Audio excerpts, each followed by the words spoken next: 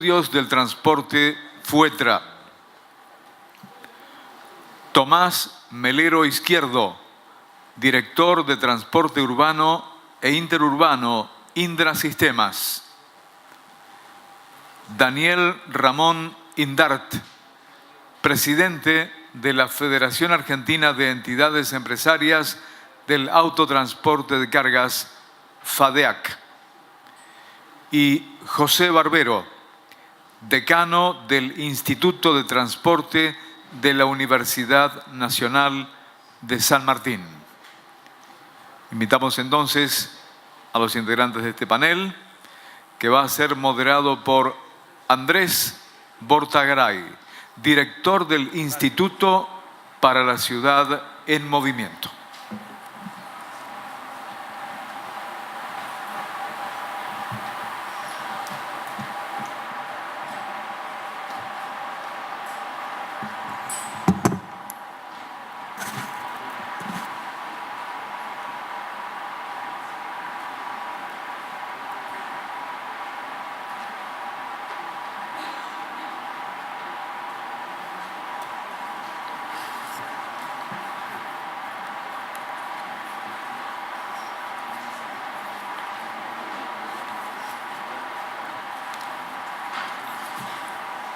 Bueno, estamos todos, ¿no? Sí. Hola. Bueno, buenos días a todos. Es un privilegio ser el moderador de este panel, después de la introducción del ministro de Transporte y de la representante del Banco Mundial. Como ustedes saben, se había venido trabajando. Hay un pequeño documento disparador que creo que se ha distribuido, pero que subraya la importancia fundamental que tiene la movilidad en el desarrollo, la movilidad de personas y de bienes y su tratamiento conjunto con el desarrollo urbano, con los usos del suelo y la organización social económica, y también por las posibilidades de cómo se accede también a la vivienda y a otras oportunidades de la ciudad. Y también subraya algunos temas institucionales y de otras grandes políticas públicas que muy brevemente voy a recapitular para presentar y darle la palabra a los panelistas. Una cuestión esencial, algo se decía recién, es la cuestión social, de inserción y de oportunidades de acuerdo al sistema de movilidad de la ciudad. Nosotros hablamos mucho del derecho a la movilidad como un derecho genérico para poder acceder a otros derechos. Otra cuestión económica fundamental, tanto para la actividad productiva, la logística, como también por las ecuaciones y la economía del sector, donde ahí aparecen las cuestiones de tarifas, subsidios, peajes, externalidades, etc. Hay un tema que se mencionó, pero que creo que vale la pena subrayar, que es el tema ambiental.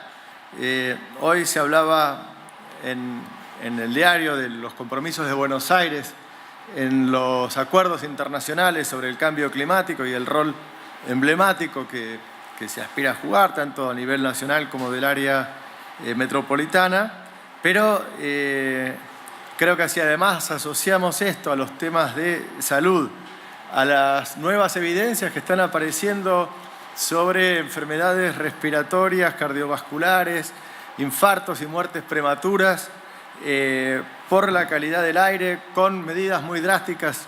Por ejemplo, en Londres hablan de una crisis de salud pública, en París de prohibir directamente el diésel a partir de mediados de la década del 20 y los motores a combustión en varias ciudades a partir de la década del 40, por otro tipo de urgencias que también de alguna manera aparecen en la agenda. Y el tema urbano, el tema del transporte como osatura del crecimiento urbano, que también, digamos, muchos de los desarrollos son consecuencias de decisiones de infraestructura que se tomaron cuando se disminuyeron servicios ferroviarios y se hiperdesarrollaron los accesos viales. Y también esta transición energética y digital, que podrá entrar en algunas medidas en el más largo plazo, pero que es un tema de la agenda que no se puede olvidar. Y todo esto, digamos, trae una cuestión de gobernabilidad fundamental, la necesidad de articulación de instituciones, que en alguna medida la relación directa que exista entre las personas que conducen las jurisdicciones puede facilitar, pero digamos no sustituye la importancia en el largo plazo de tenerlo.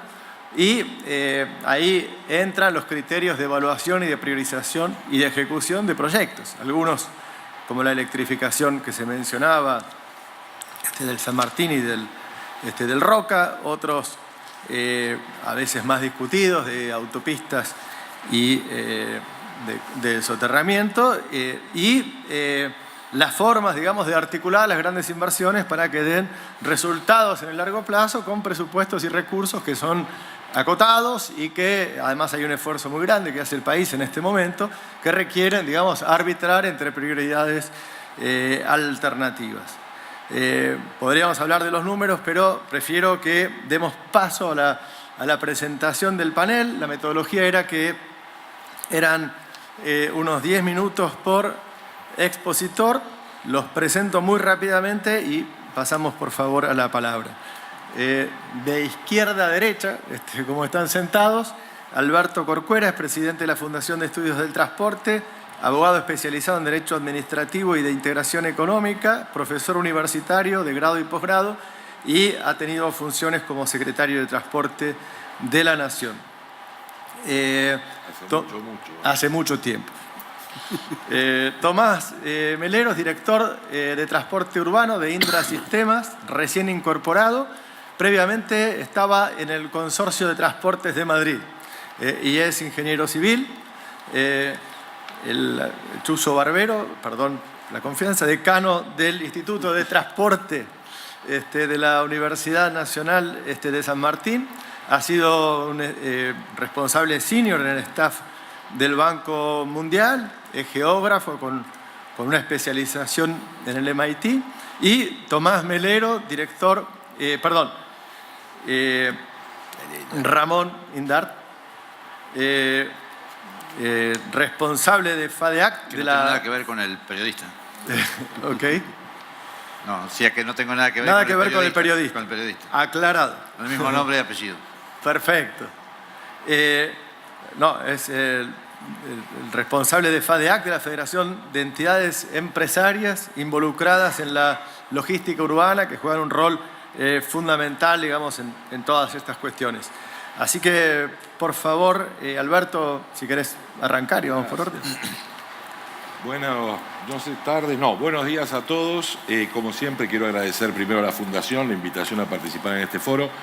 Y cuando uno habla del año 2030, como todos tenemos una gran pretensión por la longevidad activa y además tenemos relojes que no sabemos qué tipo de propulsión tienen, nos parecen cosas infinitas, lejanísimas. Faltan 12 años nada más para el 2030. Entonces, me parece muy bien que algunos de los temas de transporte, muchos de los cuales ha puesto el ministro antes sobre la mesa, hagamos una reflexión sobre los criterios de regulación, de financiamiento que tendremos que afrontar en estos tiempos para llegar con éxito a ese año 2030. Y también desde siempre hemos escuchado que la regulación del transporte urbano, y me refiero al transporte de pasajeros, después Indar va a hablar también del tema de la distribución física en las áreas urbanas, ha tenido 3 piezas, y esas 3 piezas siempre han llevado como logotipo la palabra integración, ¿no? La integración institucional, que se hablaba también en el panel anterior, la integración tarifaria, que tiene que ver con la sostenibilidad de las tarifas públicas, y la de carácter operativo, la integración operativa o la integración modal, en el caso del transporte urbano. Bueno, y esto realmente, a la luz de la experiencia transcurrida, tiene verdades, tiene mitos, tiene leyendas y tiene mentiras. ¿Por qué? Vamos a ver cuál fue el camino que transcurrimos. La integración de carácter institucional o de gestión. Y ustedes saben que acá hace más de 20 años se propulsó un modelo de gestión de la plurijurisdiccionalidad, que muchos ven como un problema en la administración del transporte y de otras actividades públicas en estas áreas donde existe, como decía aquel gran poeta Léopold Édouard Senghor, primer presidente de Senegal y además miembro de la Academia Francesa, decía: los límites son las cicatrices de la historia, las fronteras.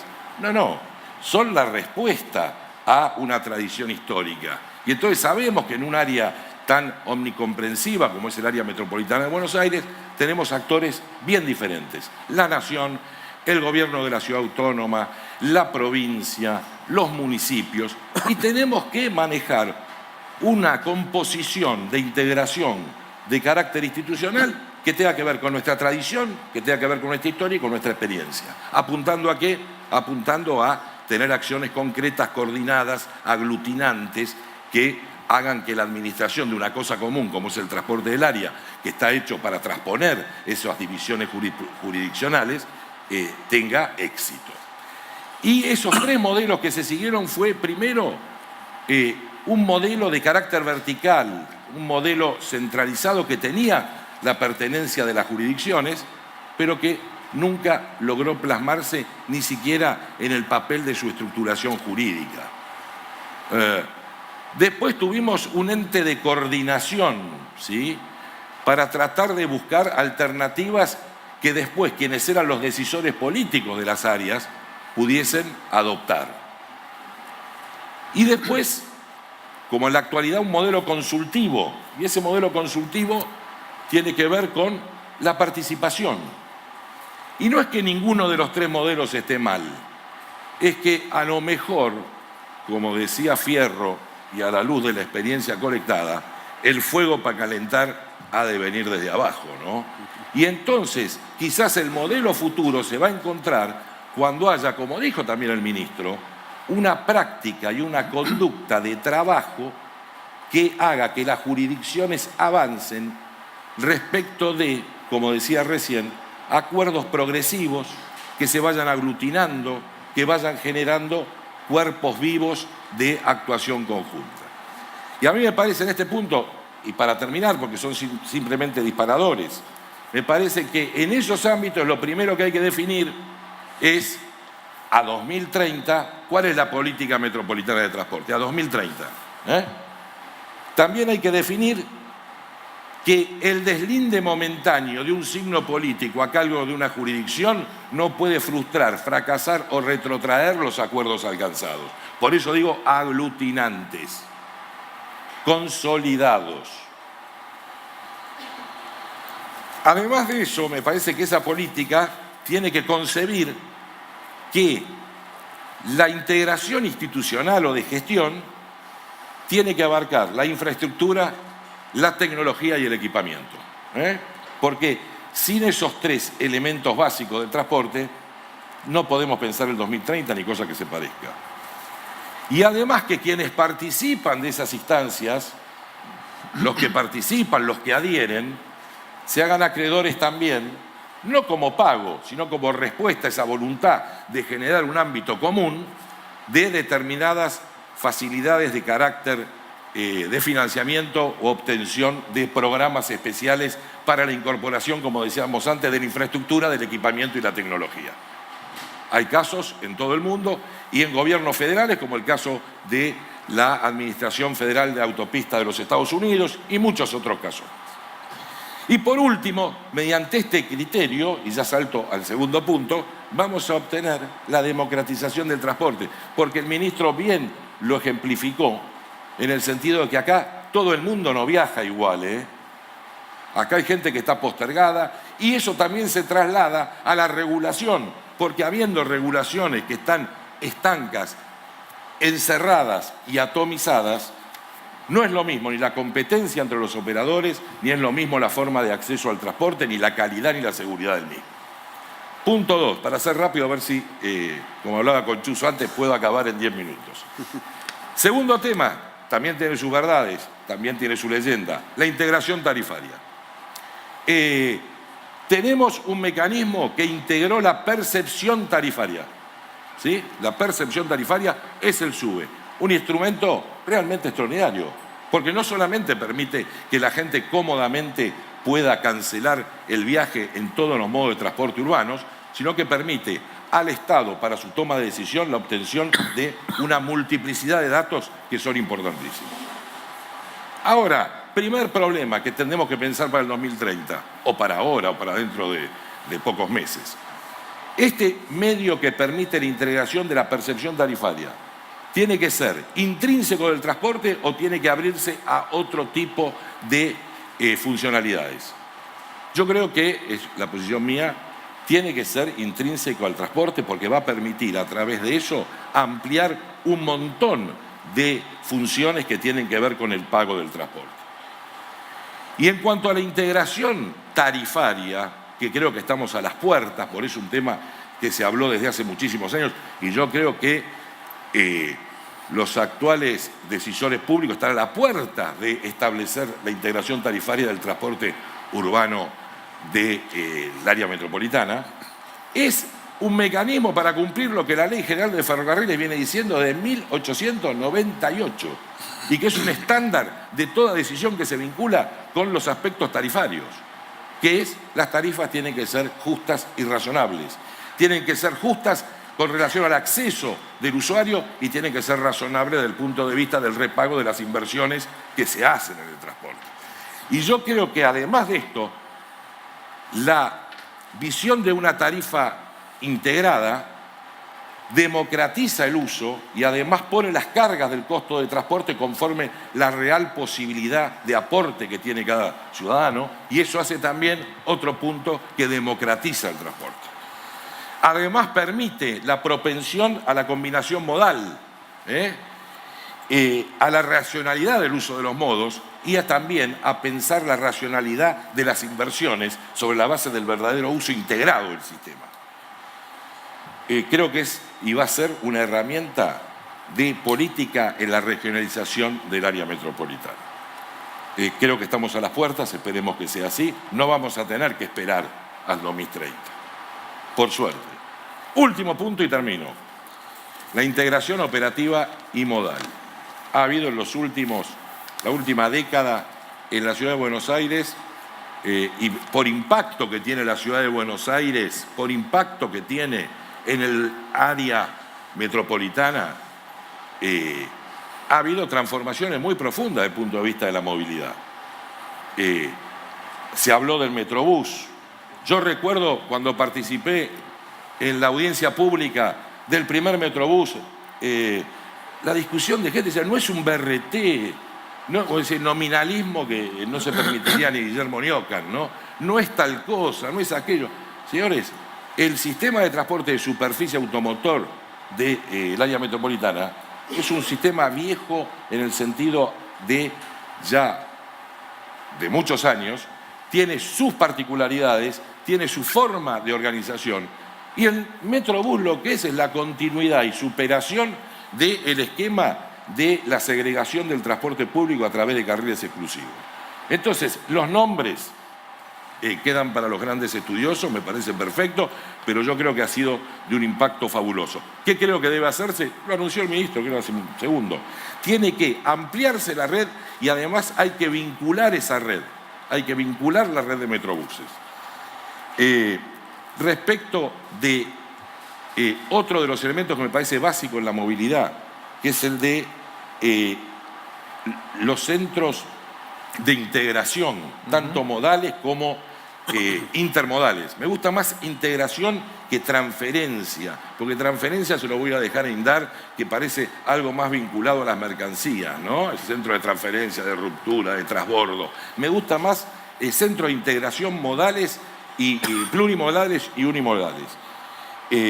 Creo que ese tema, con la prolongación y funcionamiento de las expansiones del subterráneo, caso Avenida Sáenz, caso Retiro con la nueva línea H y la prolongación de la línea E, Yo creo que esto lo que moviliza es repensar también, y dentro del área metropolitana, fuera de la Ciudad de Buenos Aires también, repensar estos centros de integración. Y además de eso, ver cuáles pueden ser, a la luz de las nuevas legislaciones existentes, mecanismos para el financiamiento, porque estos centros son muy importantes desde el punto de vista de que tienen diariamente una enorme cantidad de pasajeros, lo que posibilita que actividades conexas puedan ubicarse allí, siempre priorizando la función de intercambio entre los modos, y para eso tenemos nuevos mecanismos. Hace un año, creo que fue hace 3 o 4 días, se cumplió un año de la ley 27328, que es la ley de contratos público-privados, que fue reglamentada en el mes de febrero de este año, y hace 2 días salió la reglamentación vinculada al acceso de los proyectos. Me parece que es un mecanismo que se va a poder utilizar para también hacer una gran expansión y desarrollo de este tipo de infraestructuras. La modificación del Código Civil en cuanto ha establecido el derecho de superficie, que era una cosa exótica y ajena a nuestra legislación y que permite desdoblar la propiedad del suelo de lo que está construido en superficie, como es el caso de lo que ocurre en casi toda la red ferroviaria en Japón, donde también se obtienen recursos para ser aplicados a la infraestructura propia del servicio. En una palabra, me parece que todo lo que hablamos está enfocado a ese futuro. Me parece que tiene que ver con la regulación, me parece que hay que buscar los mecanismos institucionales para empujar eso, me parece que hay que darle democratización total y justicia a el transporte desde el punto de vista del pago de su utilización a través de la integración tarifaria, que insisto, estamos muy cerca, y me parece también, y finalmente, que desde el punto de vista de las inversiones para mejorar la operación, tenemos que sumar 2 aspectos nada más, que es la regulación de la seguridad del transporte, en el sentido de que no solamente el modo aéreo tendría que tener esa dicotomía que hacen en Estados Unidos entre el safety y el security, ¿no? La seguridad operativa y todos los demás aspectos que pueden conspirar contra la seguridad del transporte. No quiero pensar, o lo quiero decir, como es en la actualidad, los aspectos del terrorismo internacional, otros aspectos que cuando uno, por ejemplo, anda ahora por un aeropuerto, el aeropuerto de Heathrow, estaba y veo un tacho de basura transparente. Y digo, ¿cómo es esto que es transparente el tacho? Qué feo, la gente ve la basura que se tira. No, lo ve los guardias que están pasando para hacer ese security que está vinculado con el transporte. Y finalmente, también se dijo, la regulación o el régimen regulatorio de los aspectos de la sustentabilidad ambiental, que no a 30 años, sino acá nomás, hay que seguir incentivándolos porque son temas centrales. Así que es una construcción común, creo que tienen que participar las entidades públicas, los estados, tanto nacional, los estados locales, los estados provinciales. Me parece que las universidades tienen una función vital, me parece que tiene una función vital también las ONG, todo el mundo debe participar en esta construcción. Muchas gracias. Gracias, Alberto. Tomás, por favor. Muchas gracias. Primero también agradecer la oportunidad de explicar el punto de vista de Indra en cuanto a cómo la transformación de la movilidad urbana, que es un hecho, puede verse favorecido con el uso de las nuevas tecnologías. Como veis, cambio el papel. Si hubiera estado aquí hace 3 meses, probablemente me hubiera tocado dar un discurso similar al de Corcuera, porque bueno, el consorcio es un modelo de integración en esas 3 patas, tanto en la integración administrativa, en la integración tarifaria, la integración modal, como una última y cuarta pata en la que estábamos trabajando, que era la integración tecnológica. En los últimos años, precisamente, estuvimos trabajando en esa integración tecnológica, precisamente pues para lo que os voy a mostrar, que es el movimiento...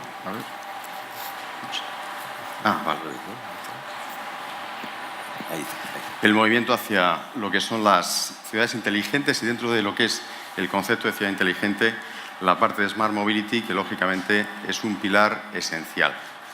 ¿Y por qué hacíamos esta reflexión? Bueno, pues como veis ahí, lo que son las conurbaciones urbanas, lo que son las grandes ciudades, no van a parar de crecer.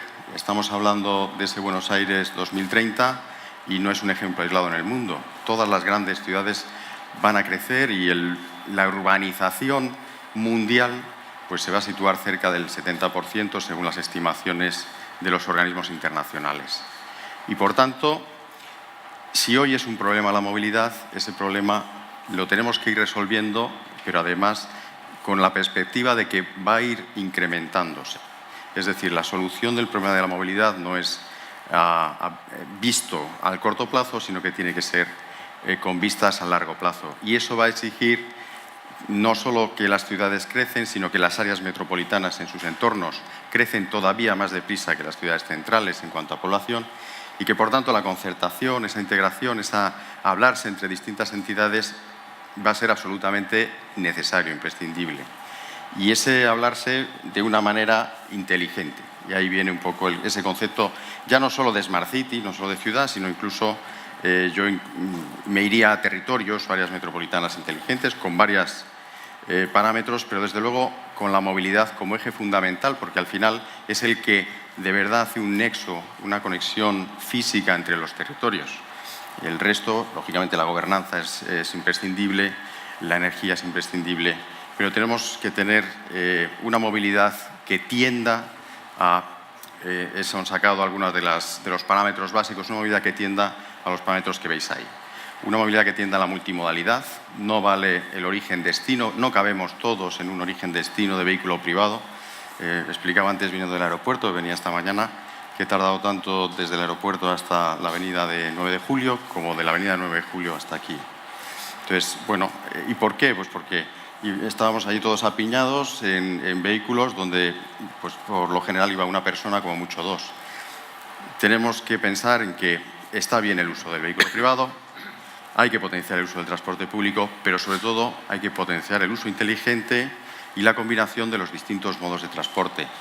Las centrales de transferencia, los aparcamientos de disuasión, las formas de coche compartido, en fin, hay toda una gama de soluciones, muchas de ellas, o la mayoría de ellas apoyadas además en la posibilidad de tener información en tiempo real, de utilizar tecnologías que nos ayuden a conocer en cada momento la mejor de las posibilidades, la mejor de las combinaciones para nuestro viaje origen-destino, que tenemos que empezar a interiorizar, que meter en la cultura de cada uno. Realmente el sistema es multimodal, tenemos opciones, oferta de transporte variado y diferenciado, aprovechemos esa oportunidad que tenemos y saquemos de ahí eficiencia.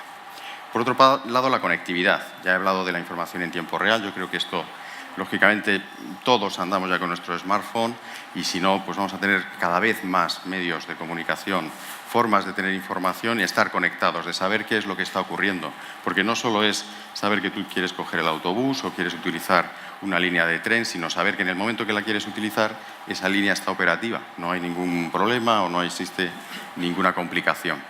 Y esto se va a conseguir, entiendo, en base a ser capaz de dar información, de darla en tiempo real, de compartirla con formatos estandarizados y de esa manera poder todos y cada uno de nosotros tener disponible el conjunto de oferta de transporte, la mejor solución de movilidad y de qué forma podemos acceder a ella. Lógicamente la colaboración, la coordinación es imprescindible, creo que es otro de los pasos esenciales y en eso, bueno, pues ponía el ejemplo del consorcio, es evidente. En el modelo que se creó antes de la entrada del consorcio había una competencia feroz entre modos de transporte, entre autobuses y metro esencialmente, hablando de transporte público.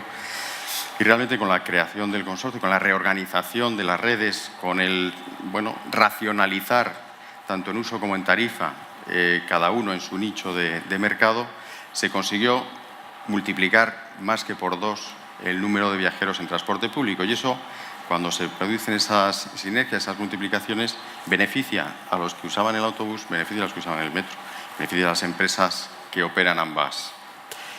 La resiliencia, yo creo que es otro de los temas que tiene que estar presente cuando hablamos de ciudades inteligentes, porque tenemos que tener planes de contingencia. Tenemos también no solo que pensar en el día a día, sino que también pensar en las situaciones extraordinarias.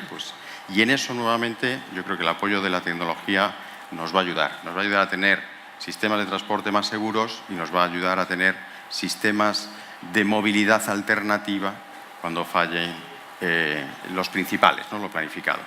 Y por último, no lo veo, vale, el dato como fuente de conocimiento. Ha venido de manera transversal en el resto de puntos que he explicado, con lo cual pues paso a la siguiente transparencia. Nos encontramos, por tanto, y ya entro más en el punto de vista de las tecnologías, nos encontramos, por lo tanto, en un momento disruptivo. O sea, la movilidad urbana cambia de manera acelerada y yo creo que apoyarse o el apoyo de las nuevas tecnologías es parte de lo que nos viene.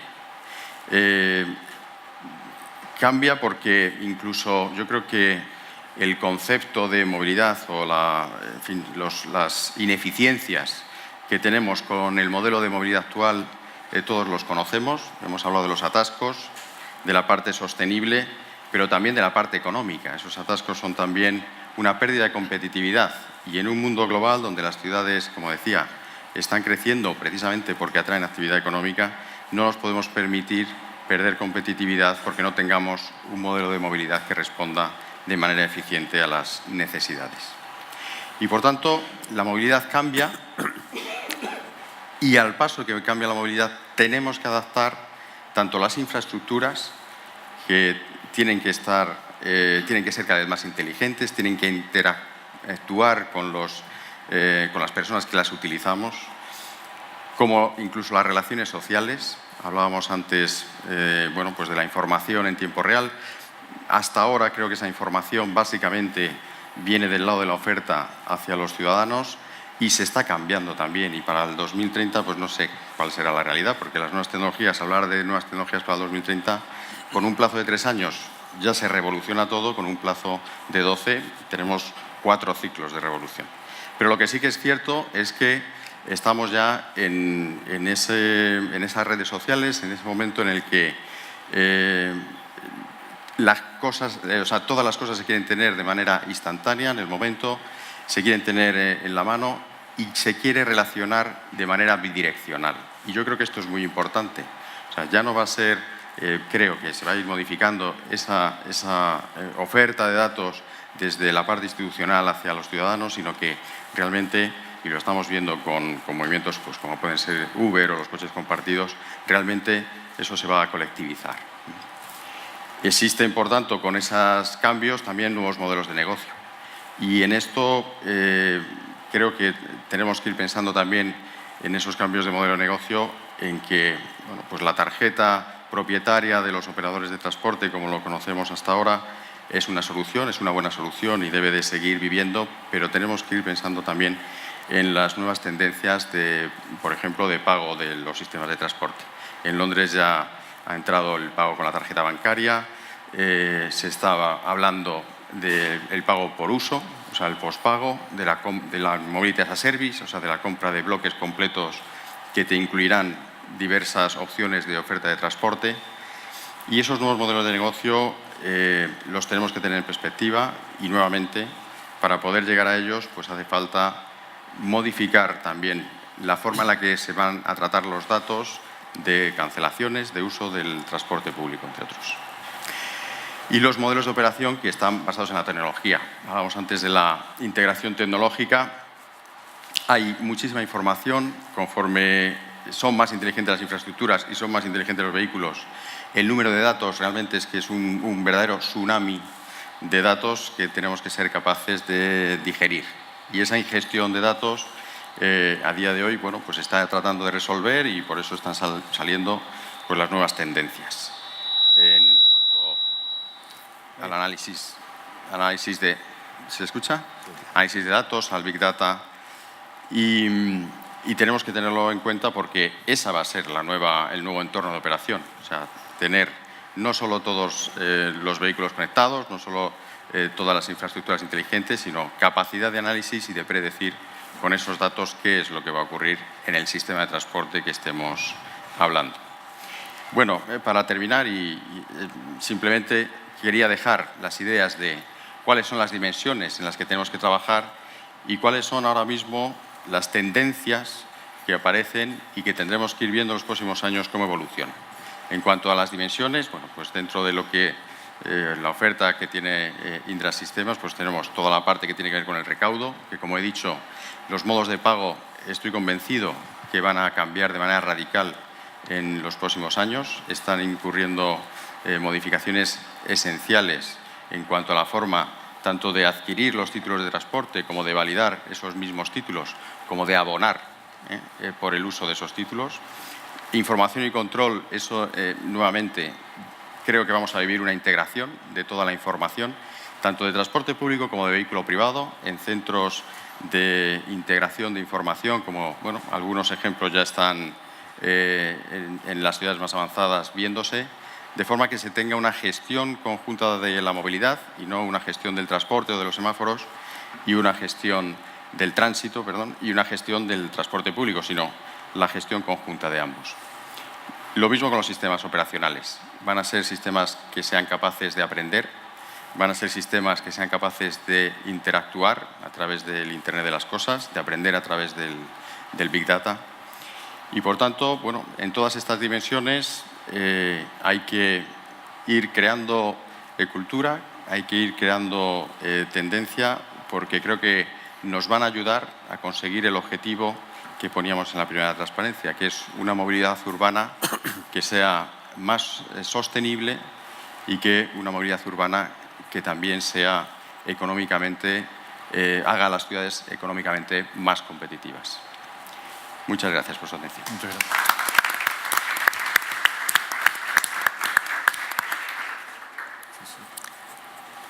Bueno, buenos días a todos. Es un gusto estar acá y la verdad que me trae a la memoria, yo participé en la primera de las reuniones que hizo el foro, me acuerdo, fue justo el día de las Torres Gemelas, fue un día histórico para no olvidarse, así que lo he acompañado y no solo agradezco poder estar presente, sino que también lo felicito por la constancia de tantos años de tratar de aportar una mirada metropolitana en Buenos Aires, que realmente es absolutamente necesaria. Recién nos comentaban esta idea de la movilidad sustentable. Yo creo que cuando se analice un poquito la historia del transporte dentro de 200 o 300 años, probablemente se vea que el paso del siglo XX al siglo XXI está viendo un cambio de paradigma bastante importante. El tema del desarrollo sostenible es un tema serio en todas sus dimensiones y abarca naturalmente también la movilidad urbana. En sus definiciones básicas, esta sostenibilidad siempre es ambiental. Hoy se hablaba hace un ratito de los problemas de cambio climático, que son muy serios, de los problemas de emisiones contaminantes en las ciudades y otros efectos más. Social, ya que de hecho la movilidad realmente facilita o restringe el acceso a la vida en la sociedad, o sea, tiene un efecto enorme en la inclusión de las personas, y también tiene el tercer elemento, es económico-financiero, en la medida que estos sistemas tienen que ser sostenibles en sus finanzas. Hay una cuarta dimensión que algún documento de Naciones Unidas también incluye en la sostenibilidad, que es lo que llama la sostenibilidad institucional. Tal vez sea un criterio un poquito más instrumental, pero todas estas cosas, si no están apoyadas en instituciones que las mantengan, digamos, terminan siendo objetivos muy dispares. El tema de qué está pasando y qué va a pasar con la sostenibilidad urbana en el mundo hoy es un tema de primer interés, es enorme. Yo me voy a ceñir a los dos temitas que estaban previstos en los documentos de la Fundación, que era el tema institucional y el tema de subsidios. Empiezo un poquito con el tema institucional, después voy a los subsidios al transporte público. Yo creo que hoy en materia institucional enfrentamos varios desafíos y yo destaco dos.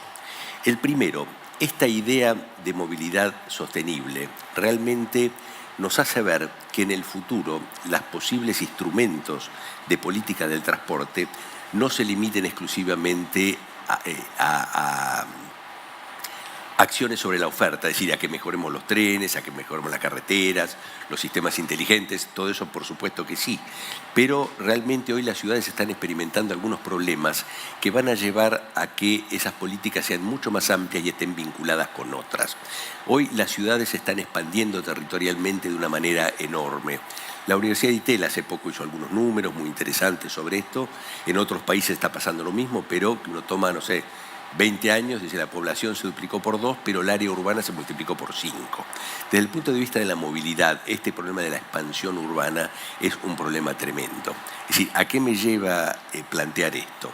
A que el día de mañana las políticas para organizar la movilidad de la ciudad no van a estar limitadas exclusivamente a temas de transporte, sino van a estar estrechamente vinculadas con las políticas de desarrollo urbano, como lo van a estar con las políticas ambientales, con las políticas energéticas. Tal vez uno hasta podría decir que el desafío de gobernar en el siglo XXI es poder enlazar distintas políticas públicas que en nuestra historia, la verdad, en general han tenido marchas muy independientes. Entonces, un gran desafío que yo veo en materia institucional hacia adelante es concebir que el problema de la movilidad no se agota en proyectos de transporte, aunque son necesarios, pero no son suficientes. Cada vez va a haber más medidas sobre la demanda, no sobre la oferta. La demanda resulta de cómo se distribuyen las actividades en el territorio y eso resulta de las programaciones de uso del suelo, etc. Fíjense que los actores que proveen la oferta de transporte no son los mismos que los que regulan la demanda. Tal vez los municipios hoy tienen un rol pequeño en lo que es la provisión de sistemas de transporte, pero en lo que es la regulación de los usos del suelo, muchísimo. Entonces, me parece que tenemos un desafío institucional en el sentido de ver que la política de transporte no es sectorial cerrada, sino que se enlaza con otras políticas públicas. Y el otro problema que tenemos es el problema tradicional de área metropolitana, es decir, cuando una conurbación ha excedido un límite administrativo, entonces hay diversos actores institucionales que tienen que coordinar su acción porque en la realidad ese sistema funciona como una unidad funcional, pero bueno, depende de varias cabezas que tienen que buscar formas de armonizar su accionar. El ejemplo de Madrid es un ejemplo emblemático de libro que han logrado una muy buena coordinación, fundamentalmente en el transporte público. Hay otros ejemplos diversos, son todos muy distintos niveles de integración, dependen de los marcos jurídicos, administrativos, pero hay una tendencia muy fuerte en las áreas metropolitanas a poder coordinar estos accionares entre varios. O sea, coordinación entre políticas y coordinación entre jurisdicciones lo veo como dos desafíos muy fuertes. ¿Qué es lo que dicen los manuales o las buenas prácticas? Y en general son un poquito más generosas con la planificación que lo que hemos escuchado hoy, ¿no? En general las ciudades que tienen su sistema de transporte que vemos con envidia tienen sus planes maestros y la lógica, un poquito de libro, digamos, sería lo primero es tener un modelo, una visión de desarrollo urbano, dentro del cual la movilidad es un capítulo más, le decía, no aislado del resto, y después sí uno va bajando a los proyectos y programas particulares en los distintos modalidades de transporte, etc. En el mundo real eso pasa más o menos en los países desarrollados, no tan bien como a veces se cree, y no pasa tanto en los países en desarrollo, donde normalmente los procesos son un poco más desordenados, porque realmente hay urgencias. Hoy lo que decía el ministro tiene razón, hay temas que son urgentes, quemantes, tampoco hay tanto tiempo o posibilidad de ponerse a gastar meses o años planificando, ¿no? Yo creo que nosotros hemos tenido unos avances muy tortuosos, son muchos años de ir pensando, Alberto es testigo de esto, de hacer autoridades primero con más atribuciones, donde realmente una autoridad pudiera tomar decisiones y manejar recursos. Finalmente lo que salió es tal vez un nivel de ambición mucho menor, que es una autoridad que coordina jurisdicciones. Bueno, si es lo que podemos hacer, hagámoslo. Se creó esta autoridad de transporte metropolitano, tuvo incluso un inicio de funcionamiento interesante en momentos que había diferentes signos políticos. Esa es una curiosidad de nuestra historia, pero hubo acuerdos, se propuso unos reglamentos, que había que hacer un plan quinquenal en 90 días, ya han pasado 4 años más o menos, todavía no lo tenemos al plan, pero sé que está a punto de nacer. O sea que no es que avanzamos mucho, pero hay un camino.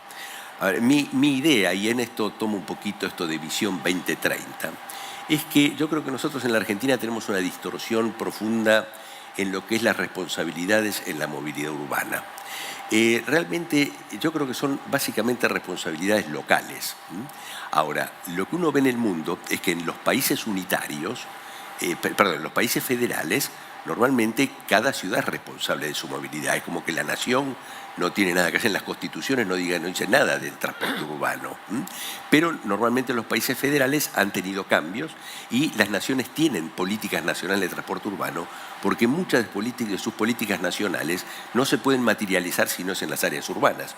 En Argentina tenemos 93% de población urbana, mucho más que el 52% del promedio mundial. Estamos muy urbanizados. Entonces, por ejemplo, las políticas de mitigación de efectos de gas invernadero, de gas de efecto invernadero para el cambio climático, y bueno, buena parte de esa agenda va a estar en las ciudades. Entonces, sería razonable que los gobiernos nacionales tengan políticas, ¿no es cierto?, como existen en muchos países del mundo. O sea, el gobierno nacional, aun cuando sea superfederal, no se desentiende. En Estados Unidos, país muy federal, y de hecho tiene programas y financia las ciudades. Los países unitarios, donde uno diría, bueno, ahí sí el gobierno central tiene todo el poder, han tendido a descentralizar, porque es imposible si la ciudad no está involucrada y la autoridad local en los planes, no tiene mucho, realmente las cosas no se pueden manejar centralizadamente. Entonces, un poco yo el modelo que veo hacia adelante es que el gobierno nacional tiene que tener una política general e instrumentos de apoyo, instrumentos programáticos de apoyo financiero y apoyo técnico. Y los gobiernos locales son los que tienen que tomar realmente en sus manos la planificación, las decisiones, la operación y la gestión de los sistemas con el criterio integrado, como él decía, no solo el transporte público, es la circulación general, el transporte no motorizado, la logística de cargas, es todo el paquete que hace el movimiento de personas y bienes en un ámbito urbano. Y me parece que dentro de nuestra, o sea, yo si miro claro, 2030 ya no es tan lejos, tenés razón, pero a mí la verdad lo que me gustaría es que la ciudad de Buenos Aires y la provincia de Buenos Aires tuvieran un rol realmente rector en el manejo del transporte de la región metropolitana.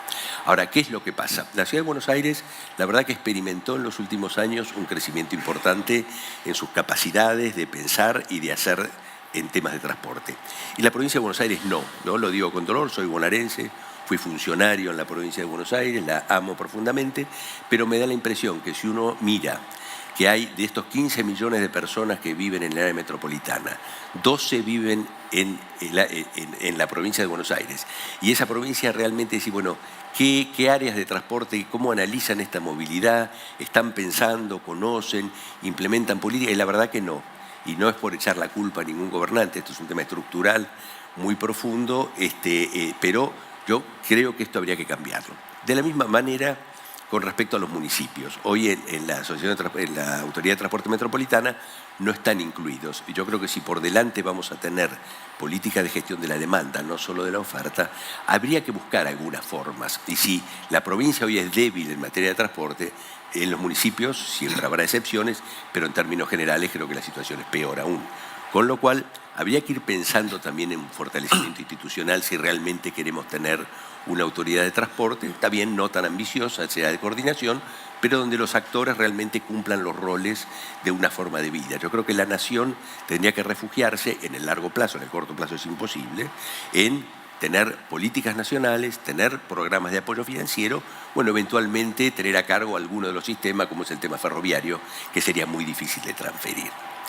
El segundo tema es el de los subsidios al transporte público de pasajeros, que han sido objeto de tantas discusiones públicas en los últimos años en la Argentina.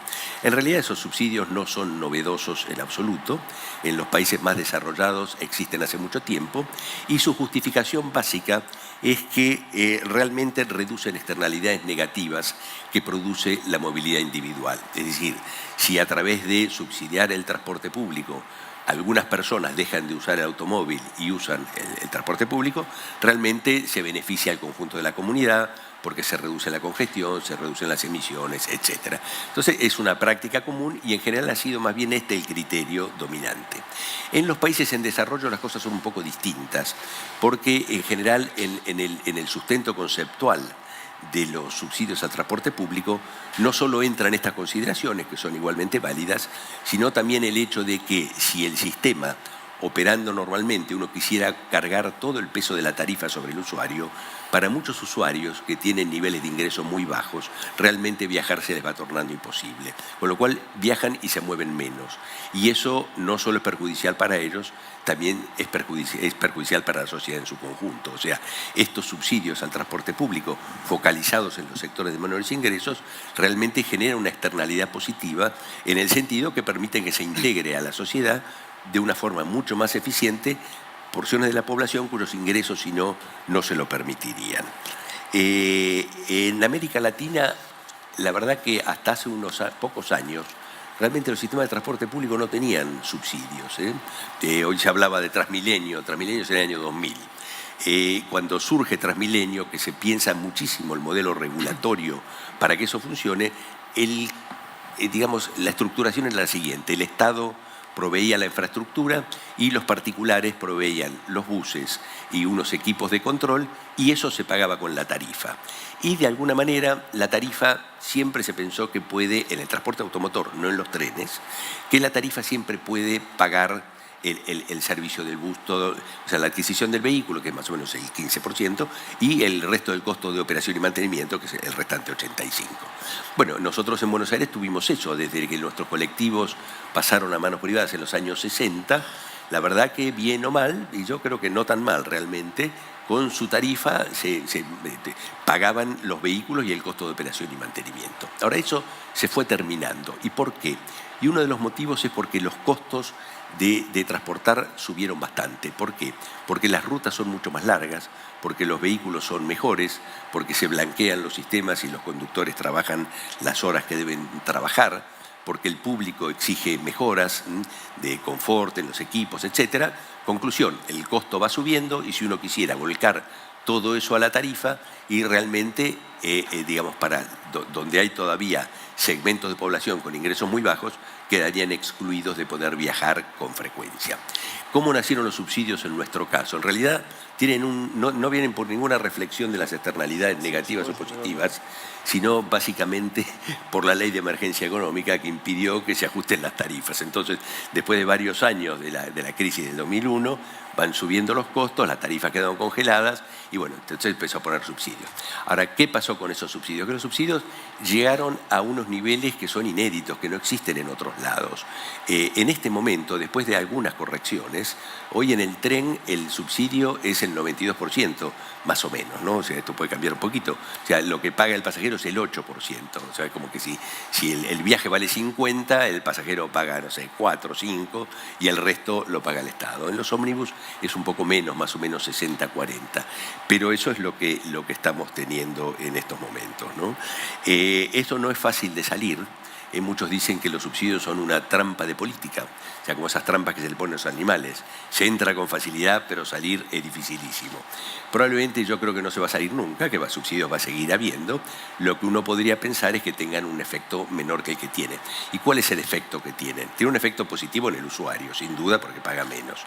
Tiene un efecto negativo en las cuentas públicas. Esto llegó a ser casi un punto del PBI en los subsidios al transporte urbano, además con una distribución federal curiosa, muchísimo en el área metropolitana de Buenos Aires y mucho menos en otras ciudades del país.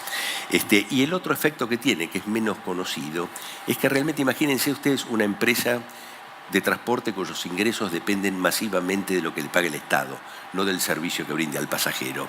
Realmente todos sus incentivos se van alterando. Yo digo, si en una empresa es más importante el gerente de relaciones institucionales que el gerente operativo, algo está funcionando mal.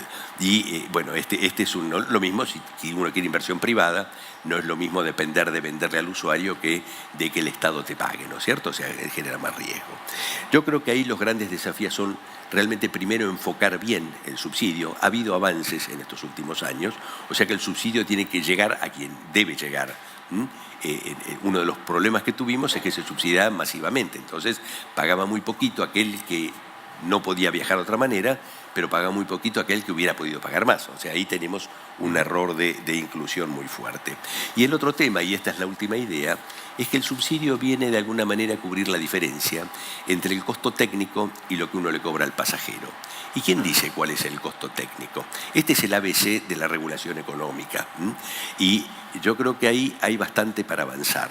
Distinto en el tema ferroviario, que en el tema de los buses. En el tema ferroviario me da la impresión que todo pasa, no se pueden cambiar las rutas o los servicios mucho, lo que habría que chequear es si realmente la empresa tiene una eficiencia interna y que ese costo de 50, como decía recién, es razonable. Por ahí tendría que ser 40, no 50, con lo cual el monto del subsidio se achica bastante.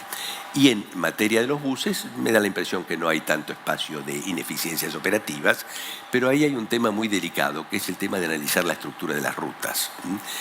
Las rutas de buses que tenemos nosotros no han respondido a una planificación. Bueno, normalmente las que responden a planificación son peores que las que responden al conocimiento de los empresarios, pero yo creo que podemos estar hoy en algunos casos de una superposición un poquito excesiva, con lo cual también la suma de esos costos técnicos podría reducirse un poco. Yo creo que hay ahí deberes para hacer. Bueno, finalmente esas son ideas, son todas muy discutibles, pero de alguna manera quería responder a las dos inquietudes que habían presentado. Fantástico, muchísimas gracias.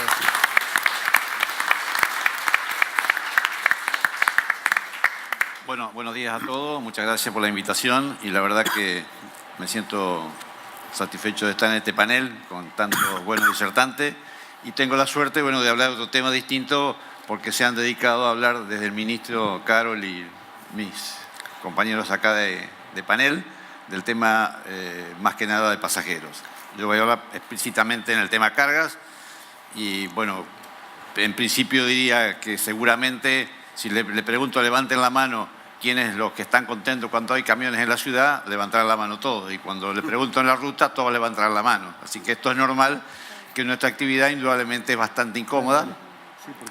Pero también viene a relación, ¿no es cierto?, todo lo que han venido diciendo los panelistas anteriores, que toda esa gente que se traslada de algún modo o de otro, con cualquier medio, esa gente consume. Esa gente tiene que trasladar a trabajar y en su trabajo consume. Los edificios que se han hecho de 40 pisos o trabajan en oficinas y por lo tanto demandan necesidades de bienes o viven familias que necesitan todos los días alimentarse o tienen que ir al médico y al médico no es ir al médico sino llevarle los insumos al médico y esto lo que hace nuestra actividad del transporte de carga.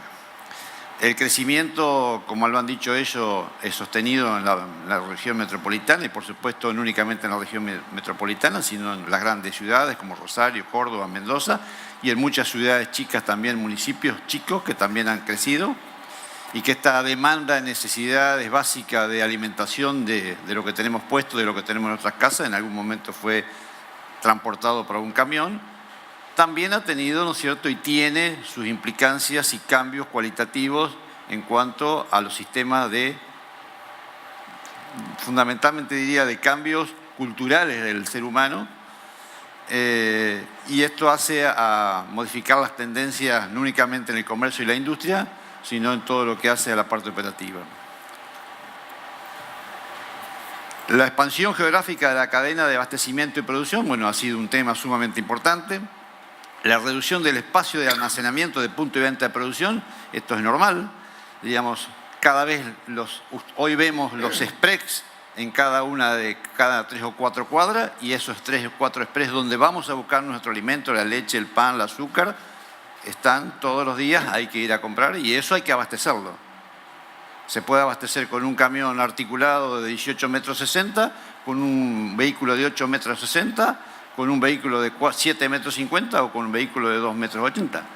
Pero hay que abastecerlo. Y todos los días este cambio cultural que ha generado, diríamos, la necesidad y fundamentalmente en las grandes urbes, un problema, diríamos, que a veces no es analizado en el contexto de la necesidad de la gente. Que sabemos, ¿no es cierto?, que no es lo mismo poner un chasis para descargar gaseosas en una determinada zona que puede ser Florida y Lavalle y eventualmente decir esta unidad no debería estar y vamos a poner 7 o 8 unidades de 1000 kilos cada uno para transportar lo mismo. Y genera 8 vehículos y genera 8 choferes y genera 8 ruidos y genera no 8 metros 60 sino 28 metros o 38 metros de largo. Y esto hay que entenderlo. La erradicación de centros de distribución en lugares estratégicos, esto también es sumamente importante que lo está haciendo el sector de carga. y la concentración de la producción en parques industriales, que esto es muy positivo desde el punto de vista, pero también, ¿no es cierto?, tiene su implicancia cuando tienen que ir todos a llevar el producto, la materia prima, y salir con el producto terminado desde el parque industrial y generar los espacios para poder transitar y no afectar al tránsito en su conjunto. La eliminación del puesto de venta físico y la utilización de vehículos de distribución. El comercio electrónico. Hoy todo el mundo compra por internet y viene a su casa y se lo trae a alguien. No tiene necesidad de ir hasta el negocio a buscarlo. La posibilidad de entregas no completadas. Y después también parte de lo que es la cadena logística. La entrega a domicilio del cliente, como decía anteriormente. La recepción y expedición del correo. El traslado de mercadería a otras sucursales. El retiro de tratamiento de residuos. Ustedes saben que las farmacias no únicamente generan medicamentos, sino que ponen inyecciones en los sanatorios y todos esos residuos, ¿cierto?, patológicos, residuos industriales, hay que trasladarlo y hay que entrar con vehículos, cosa que antes tal vez se cargaba, se tiraba en el tacho de basura y lo llevaba el camión de la basura normalmente. Esto ha cambiado todo esto. El retiro efectivo de la adhesión bancaria, o sea, el dinero en efectivo que los vehículos de caudales tienen que ir a las sucursales bancarias a colocar en los bancos. La recepción y devolución de mercadería mayorista. La recepción y devolución de productos a los centros de distribución regional. Todo esto indudablemente que hace a una necesidad de entender que el sector transporte de carga, ¿no es cierto?, necesariamente tiene que abastecer. Por eso, desde nuestra entidad, hace muchos años hemos cambiado esta palabra que se decía normalmente carga y descarga por abastecimiento, para que la gente entendiera que todo lo que tenemos en nuestra casa, todo lo que consumimos, en algún momento alguien lo trajo por camión. No únicamente desde el sector de la industria, sino desde el sector del campo, trasladado, producido y llevado a nuestros propios hogares, porque es la necesidad nuestra, necesidades básicas nuestras. En esto, bueno, por supuesto, nosotros hace muchos años que venimos trabajando con el gobierno de la Ciudad de Buenos Aires, no únicamente con las actuales autoridades, sino con las anteriores y muchos años también anteriormente, para tratar de ayudar y compaginar, porque indudablemente nosotros necesitamos no únicamente generar un espacio amigable con el medio y con el consumo y con la sociedad, sino que tenemos que abastecer. Y en este sentido,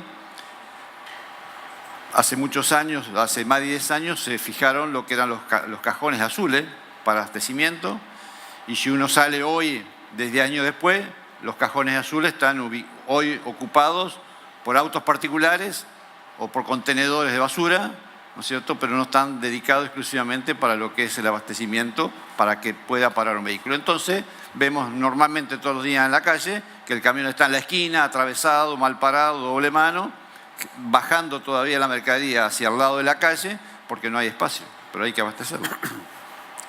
Entonces, ¿qué decimos nosotros? Tenemos que compatibilizar redes, analizar las demandas, definir la red, planificar ubicaciones de industria. Como decía Corcuera, el gobierno, el presidente Macri en su momento era jefe de gobierno de la Ciudad de Buenos Aires, nos cedió 36 hectáreas en la zona de zona sur, y ahí hicimos un centro de transferencia de carga, donde pudieron radicarse 110 empresas de transporte que estaban en la zona de Parque Patricio, Barraca, Pompeya, para tratar de jerarquizar toda esa zona urbanísticamente y también, ¿no es cierto?, dejar de lado que todo se concentre en un espacio como en este centro de transferencia de carga. Se hizo la primera parte con una inversión de 900 millones de pesos por parte de los empresarios, y estamos trabajando para la concreción de la segunda etapa, que va a generar otros 110 espacios, y por supuesto no únicamente genera orden, genera crecimiento en la zona, sino que también mejora la calidad del servicio, la eficiencia que brindamos nosotros, porque el espacio no es afectado por los vecinos, no molestamos a nadie. Y el otro tema es planificar el uso del suelo. Normalmente a veces se hacen rutas, y voy a dar un ejemplo para tener como referencia. Si tuviéramos que hacer la ruta 25 de Escobar a Pilar, hacer una ruta de tránsito para poder utilizar y acortar distancias sería muy interesante, pero seguramente el día que se haga la ruta se va a ir poblando, cada uno va a ir porque bueno, la ruta le permite al vecino o a la persona invertir porque su valor de propiedad es mayor, o la posibilidad de comprar un terreno en ese lugar. Entonces todas estas cosas tienen que planificarse, porque si no, indudablemente estamos y vamos a seguir teniendo un problema. Este es el espacio operativo, ahí están marcados donde están los cajones azules y como ustedes ven, están todos los vehículos de poco porte, porque antiguamente se venía con un chasis de 7, 8 toneladas, hoy hay que venir con 1.000, 1.500 toneladas y por lo tanto genera esta situación. La señalética, indudablemente que también habría que mejorarla para que sepa, ¿no es cierto?, el ciudadano común o el automovilista o el peatón, que bueno, que indudablemente que esos espacios no son para estacionar, sino son para hacer movimientos de abastecimiento. Y por último, la información, tener la posibilidad de que las nuevas tecnologías nos permitan saber cuáles son los espacios vacíos para poder entrar a descargar, como decimos comúnmente, lo hablo en términos comunes, pueda el vehículo poder entrar a descargar y de esa manera evitar y mejorar, ¿no es cierto?, el funcionamiento de un sistema de transporte de carga, que indudablemente que por más tecnología que podemos utilizar, por más depósitos inteligentes que hoy existen, de la mejor tecnología en cuanto a unidades, en cuanto a información, indudablemente tenemos que tratar, ¿no es cierto?, de ser en este sentido un elemento fundamental en la composición de la participación. Y en esto FADEAC, desde hace muchos años, más precisamente hace 13 años, capacita a sus choferes y hoy en los nuevos paradigmas de la capacitación está incorporado el medio amigable. O sea, el chofer sabe que tiene que conducir y que tiene que trabajar en un medio amigable, que es el peatón, es el ciclista, es el motociclista, es el auto que tiene que andar y que tiene que compartir. Y sacando ese paradigma de que un camión, porque era grande, atravesaba y yo soy el primero que paso y estas situaciones indudablemente que ya no van más. Esto es un cambio cultural desde FADEAC con la capacitación y con nuestro centro de capacitación profesional que tenemos en Escobar, que es único en el mundo, no existe un centro de capacitación de las características. El ministro estuvo presente en el año 2014 cuando se inauguró, porque estaba en la ciudad de Buenos Aires, y somos ejemplo en el mundo. Nos permite capacitar y dar, ¿no es cierto?, esta posibilidad de que el chofer entienda que por más que conduce un vehículo de gran porte, tiene que ser amigable con el medio. Ahora, también entendemos que el medio y la sociedad tiene que ser de igual manera dar la respuesta.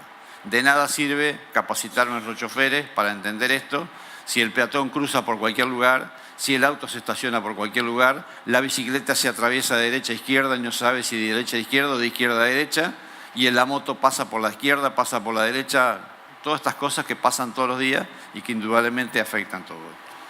Esto tiene sus consecuencias también, diríamos, y que se ha agravado en los últimos años, todo lo que significa las cuestiones sociales que se generan en la ciudad de Buenos Aires. Esto, los repartos de cargas que se hacían, para dar una referencia, 40 puestos en el día, hoy no se hacen menos del 50%. ¿Por qué? Porque todos los días las calles están cortadas, porque también indudablemente las calles semi-peatonales que han hecho en la zona céntrica, si bien es una cosa interesante, es muy lindo, pero también hace de que cuando uno tiene que abastecer, tiene que parar a 2 cuadras, movilizarse, entregar, y todo eso tiene costo. Por lo tanto, nosotros entendemos que esta idea, diríamos, de público-privada en el cual nosotros estamos participando, no únicamente en un tema de abastecimiento de la Ciudad de Buenos Aires, sino en todo lo que sea facilitación y agilización de fronteras, en un proyecto de rango verde que es de sustentabilidad y medio ambiente,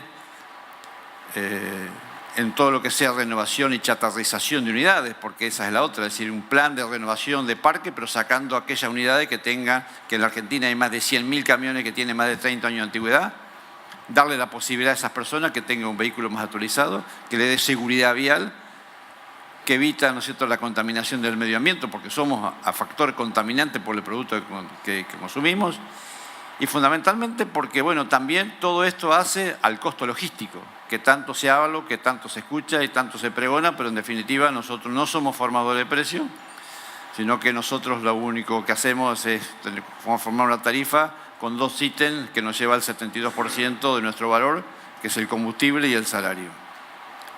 Por lo tanto, cada vez que sube el combustible o sube el salario porque hay que actualizarlo, indudablemente impacta positivamente en nuestras tarifas y por lo tanto tenemos que llevarlo a nuestros precios y nuestros precios van, por supuesto, al consumidor. Pero siempre aclaro, no somos formadores de precios porque a veces, y el año pasado, aprovecho para pasar un mensaje, el año pasado se hablaba de que la pera valía 35 pesos en el supermercado y un problema era que el transporte. Al productor le pagaban 3 pesos, 0,75 valía el flete desde Río Negro a Buenos Aires hasta el mercado central, lo que significaba 3 pesos con 75 y sin embargo en el mercado valía 35 pesos. No somos formadores de precios. Entonces, ahora todo esto hace de que necesariamente tengamos que seguir trabajando, tenemos que seguir profundizando. Vemos y hemos visto con mucha satisfacción el tema del Paseo del Bajo, cuando se concretó, porque durante muchos años veníamos trabajando.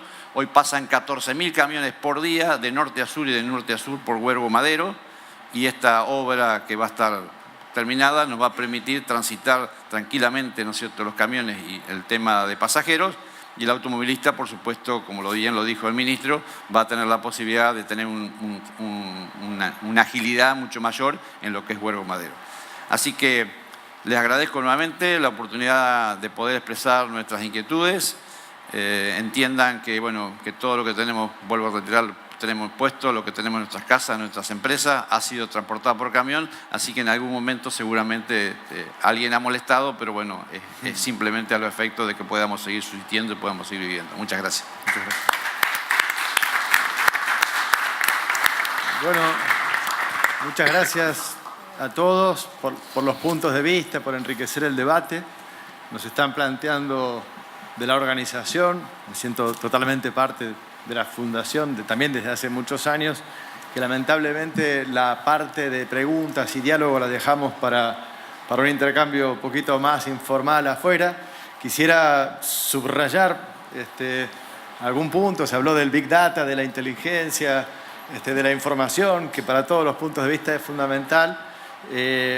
La cuestión es, digamos, cómo ser inteligentes en el uso de los recursos. Creo que es la reflexión que queda para profundizar. Recursos financieros, recursos físicos, recursos de suelo, recursos de tiempo, recursos energéticos y ambientales.